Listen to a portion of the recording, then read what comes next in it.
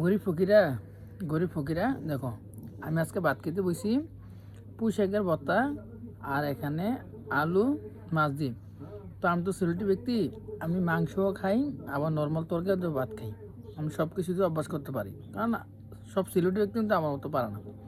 তো দেখো, আমি আজকে আলু আর মাছ রান্না করছে, এখানে পুঁই শাকের ভর্তা, তো এগুলো দিয়ে আমি এখন ভাত খাবো।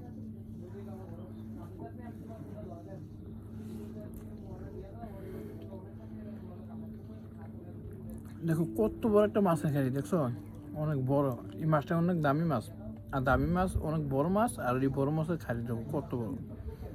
আমি এরকম বড় মাছ দিয়ে কিন্তু ভাত খাই, ভর্তা দিয়ে খাই।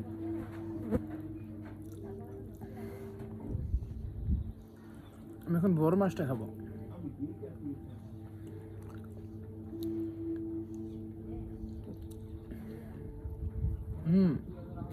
কি সুস্বাদু মাছ।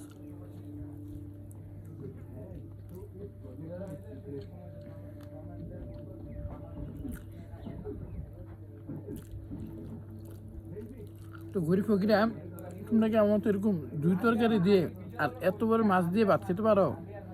আমি জানি হয়তো তোমরা সবাই এত বড় মাছ দিয়ে খেতে পারো না, কারণ আমি তো সেলিব্রিটি ব্যক্তি।